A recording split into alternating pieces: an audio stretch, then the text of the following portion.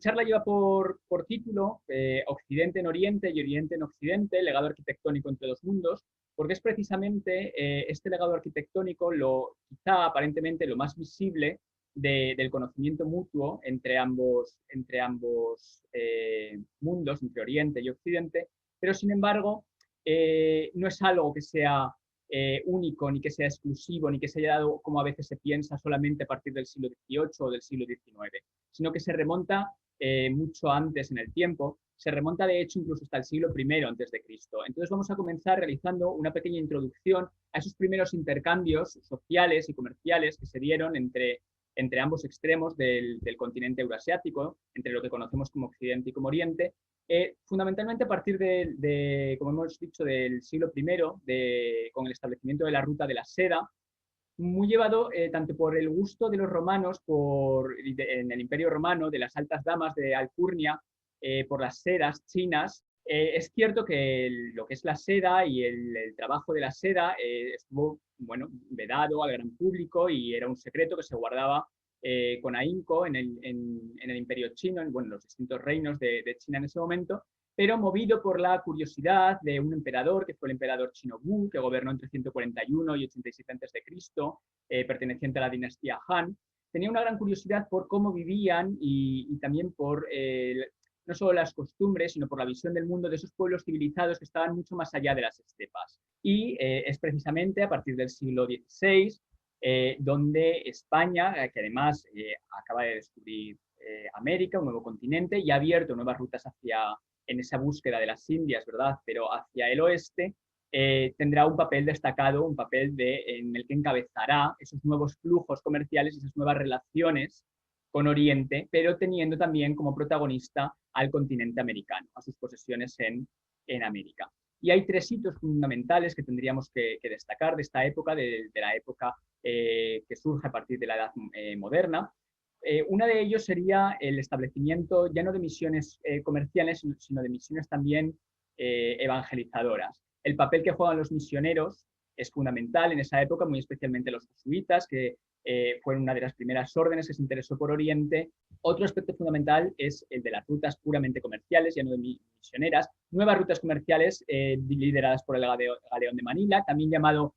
comúnmente Nao de la China, porque vamos a ver que no solamente era Manila, sino que realmente era China a través de Manila, con el establecimiento de una colonia china muy importante en Manila, que era con la que fundamentalmente trabajaban los españoles, y las distintas compañías de Indias orientales que se establecieron posteriormente en Europa y que comerciaban con Oriente. Por tanto, hablamos de un flujo constante de objetos orientales entre Madrid, Lisboa, Viena, Praga, Innsbruck, Múnich y Bruselas. Y eso propició precisamente el coleccionismo real, porque fue la monarquía hispánica la primera en interesarse por el coleccionismo de esas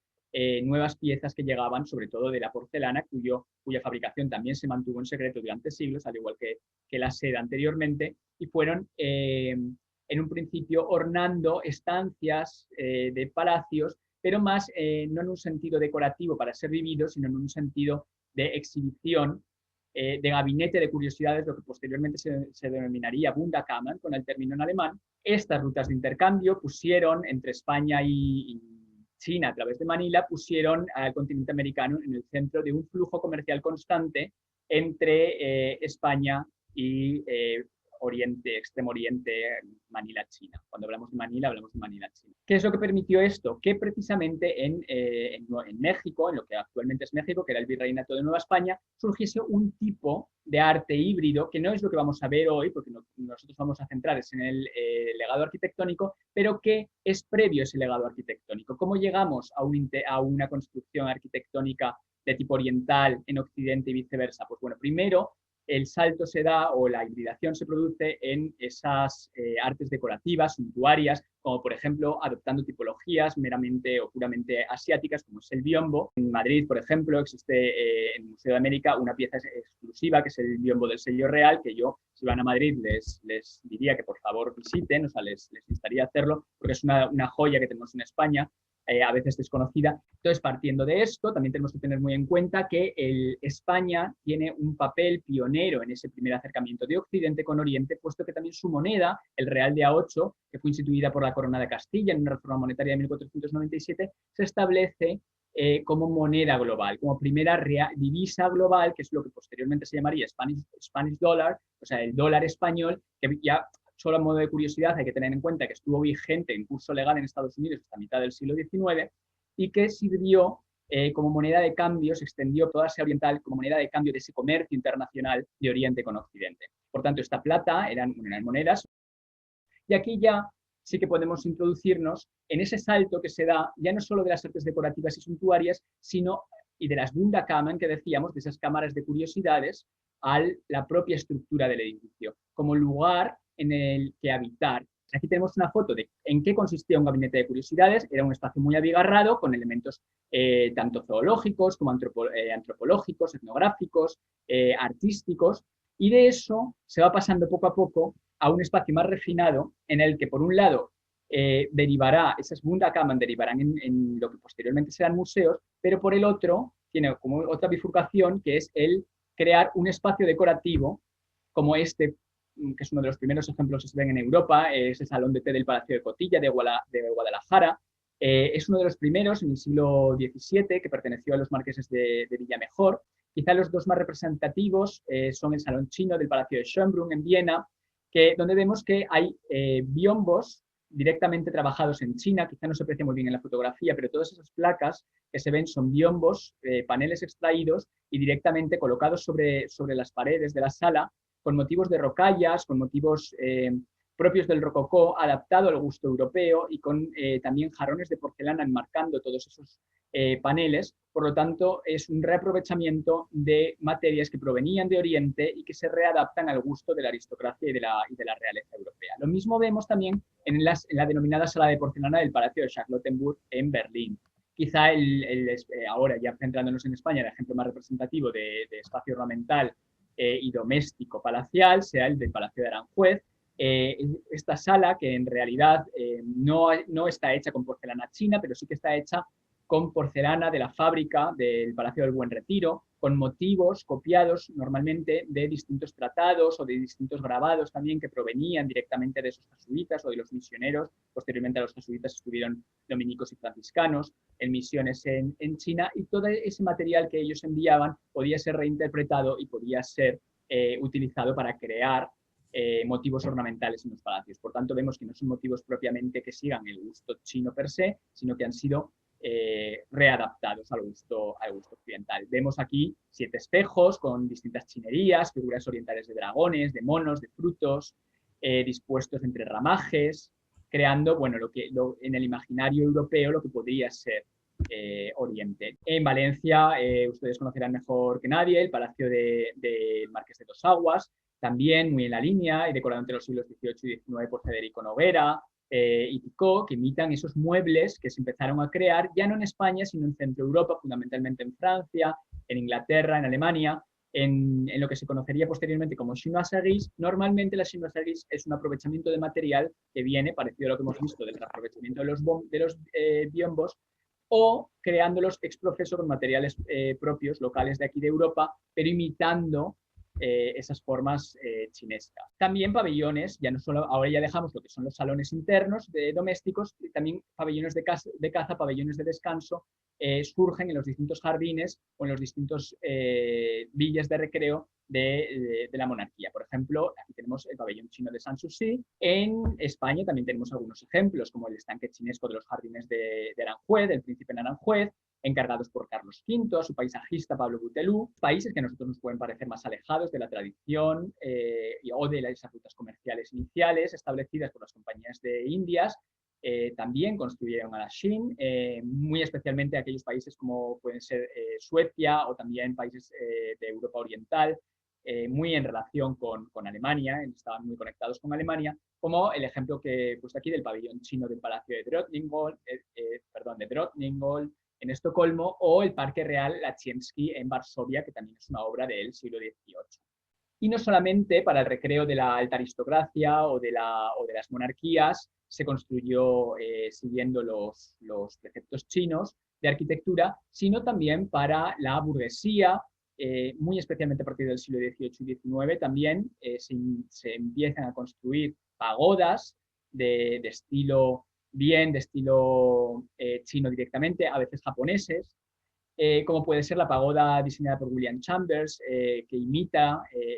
está también en los jardines de Kew, en los Kew Gardens de Londres, y que imita la arquitectura tradicional de las pagodas de la dinastía Tang, con 10 niveles de tejados, y anteriormente poseía también unos remates de dragones que fueron eliminados en el siglo XIX. Similar a esta pagoda tenemos también en Alemania los jardines ingleses, porque todo esto está muy enraizado con la idea del jardín inglés como un jardín no pensado y que por tanto introduce elementos de una naturaleza un poco más salvaje o de una naturaleza menos diseñada que lo que es el jardín italiano o el jardín francés, y que está también muy en la línea del jardín, a veces del jardín chino. En la misma línea, ya no solamente Biergarten, sino también restaurantes o jardines zoológicos, como el Jardín Zoológico de Berlín. Si continuamos, también vemos que ya no solamente la burguesía, sino un pueblo un poquito más de pequeña burguesía o pueblo más llano, en el que no solamente restaurantes y parques zoológicos, sino también salas de fiestas frecuentadas por este sector de la población podían presentar formas chinescas. O sea que realmente el gusto por lo chino y el gusto por lo oriental en general penetran todas las capas sociales. Como por ejemplo en la famosa sala Bataclan, que todos sabemos lo que ocurrió y que sufrió unas reformas arquitectónicas que, en mi opinión, son desastrosas porque han perdido lo que es la esencia del edificio, pero que vemos que sigue guardando un cierto regusto oriental. O el Cinema La Pagode de París se construyó también a la China, como este teatro de la pantomima en los jardines de Tivoli en 1874, también llamado Teatro del Pavo Real, porque realmente su arquitecto simula un pavo real a través de distintas fotografías, de distintos grabados, y de teatros chinos acabamos precisamente con el Teatro Grauham de Los Ángeles de 1927, que está en Hollywood Boulevard, que actualmente sigue en uso, se siguen dando premios en él, que fue diseñado por la empresa de arquitectura Mayer Holler.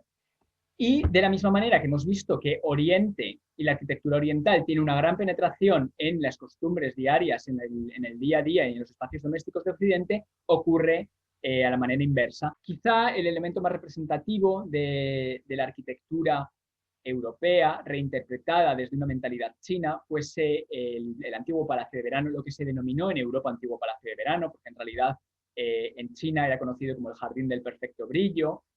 o Yuan, con su nombre chino, que viene a ser en realidad la sede del poder real, no solamente en verano, sino durante grandes espacios de tiempo a lo largo del año, pero nos han llegado algunos grabados de cómo eran los palacios europeos de ese antiguo palacio de verano, porque en realidad los palacios europeos solo correspondían a un 5% del conjunto, que la mayoría eran edificios chinos, tibetanos o mongoles, pero ese 5% del que ya no quedan más que las ruinas que hemos visto, estaba formado por un conjunto de pabellones de piedra. Dentro de estos jardines, y sobre todo porque ha sobrevivido, me gustaría destacar el Jardín del Laberinto. Es un laberinto de piedra que tiene un cenador o kiosco también de piedra, muy en la línea de esos jardines europeos y del laberinto como símbolo de la arquitectura occidental. Tenemos determinados espacios religiosos, como puede ser la iglesia del Salvador de Pekín, que fue construida por los jesuitas. Encontramos el barrio de las Legaciones de Pekín, que estuvo en uso entre 1861 y 1949, y que además, lamentablemente, pero también como, bueno, cabe destacar que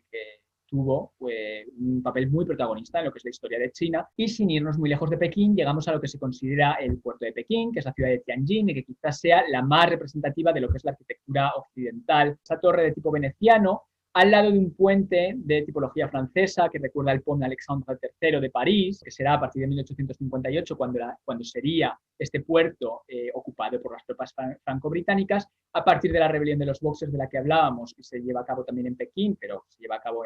también en las distintas ciudades principales de China. En Tianjin se deja notar su presencia, el edificio de correos de la administración francesa, que estaba en Bank Street, que todavía está en uso, se utiliza como edificio de correos, o los distintos bancos construidos por los británicos, oficinas comerciales en este Bank Street, que sería como la arteria que articulaba las distintas legaciones europeas en la ciudad. Aquí vemos el ejemplo que veíamos antes desde el Pont Alexandre III, esta sección o este barrio, que es Little Italy. Hay que decir que tanto Italia como Francia y Alemania prohibieron que se construyesen otro tipo de en sus legaciones o en sus barrios otro tipo de arquitectura que no fuera occidental. Otro ejemplo muy interesante es el de la ciudad de Qingdao, conocida como una pequeña Baviera al lado del Mar Amarillo. Era una ciudad productora de cerveza, era y es el cuarto puerto más importante de China. Las casas, tanto la anterior como esta, en donde vemos tejados a dos aguas, mansardas abuhardilladas, si no en pizarra, en teja, que es como se suele construir más en Alemania, con esas torres que recuerdan a faros muchas veces, agallonados, con chapiteles de teja, con esos frontones también muy propios de Centro Europa, y aquí se estableció la colonia de la concesión alemana de Jiazhou, reinaugurada una vez que se expulsó a los alemanes en 1984 de nuevo como gran puerto y como base naval de China, la casa del gobernador, actualmente el Qingdao, donde se puede disfrutar no de cerveza alemana, pero sí de cerveza que sigue esa tradición alemana, que es la cerveza Qingdao, porque los alemanes establecieron allí su propia fábrica de cerveza. Shanghái, como gran centro financiero franco-británico, porque quizás es la zona que recibió más influencia extranjera y que todavía hoy es una de las ciudades más cosmopolitas de China. Tenemos el paseo marítimo de 2 kilómetros al lado del río Huangpu, que se denomina The Bund y que actualmente y también en el pasado se conocía como el Wall Street de Oriente. Y por lo que respecta a España, me gustaría hacer hincapié en una figura que es la del arquitecto Abelardo Lafuente. Fue un arquitecto español que trabajó fervientemente en China, construyendo muchas de las casas de los colonos franceses y también de algunos comerciantes españoles. Y se ve sobre todo en la arquitectura neonazarí, que podemos ver aquí, o neogranadina. Cabe destacar como emblemas de la ciudad, sobre todo el Banco de Shanghái de Hong Kong, que es lo que daría pie al HSBC, que es un banco que todavía continúa en uso, y también la antigua aduana de la ciudad, como dos de los edificios más representativos, esta vez sí que diseñados y construidos por los propios británicos en la época, en 1927. De hecho, la torre de la aduana, el reloj y la torre de la aduana, que es el edificio que vemos a la derecha, fue construido en Inglaterra y transportado ex profeso hasta Shanghái. Y si hay un edificio por excelencia donde se reunía toda esa alta sociedad y todos esos comerciantes y aventureros occidentales en Shanghái, era el Peace Hotel, construido en 1930, y que es una de las mejores muestras de Art Deco ya no solo de Shanghái, sino de toda China, incluso podríamos decir de Extremo Oriente. Otro tipo de tipología arquitectónica que no está tan relacionada con la construcción de los europeos en China, sino de esos chinos que habían vivido en Occidente, que fueron chinos de ultramar y que regresan a sus hogares trayendo tipologías constructivas occidentales que incorporan ese estilo occidental a la arquitectura tradicional china, combinando ambos elementos. Por tanto, incorpora materiales chinos, a veces esa disposición del espacio en Sichuan con grandes patios interiores cuadrados, pero con y esos materiales chinos con tipología arquitectónica propia de los palacios o de los edificios de las casas occidentales. También se dio y se dio en el siglo XIX en el propio París, por ejemplo, y en otras zonas, una reconversión de algunos edificios a imitación de pagodas chinas o de restaurantes que quieren imitar edificios chinos, ¿verdad? Muy conocido es el caso de la Maison Lu de París, por parte de un tratante de arte que fue Qin Sai Lu, que convierte un hotel particular, lo que es el Hotel Particulier francés, ¿verdad? No estamos hablando de un hotel donde quedarte a dormir, sino de un palacete urbano, lo convierte en una pagoda, y hay veces que esto se lleva al extremo y se puede intentar llegar a copiar un pueblo entero, como por ejemplo Hallstatt en los Alpes austriacos, que ha sido recreado completamente en su totalidad en China, en Luoyang, en 2011. Es verdad que es una copia o un pueblo del Mediterráneo con esta reconstrucción de Cadaqués en China, que ha sido llamado Cadaqués en una transcripción fonética, ¿verdad? En una readaptación fonética, y que se ha erigido como un complejo vacacional de lujo exclusivo para gente de alto poder adquisitivo en el sudeste de China y que recrea pues, esas formas del Mediterráneo. Por tanto, vemos que en realidad el gusto de Oriente por Occidente sigue vigente, al igual que nuestra curiosidad desde Occidente por Oriente continúa. Por eso tenemos el Instituto Confucio, por eso aprendemos chino, por eso viajamos a China, ¿verdad? Y por eso recreamos a veces también espacios domésticos o espacios urbanos. Esta es una de la bibliografía que he utilizado. Si hay alguien que esté interesado en algún aspecto concreto, me lo puede decir. Muchas gracias por su atención. Después de una gran charla, solo tengo que agradecer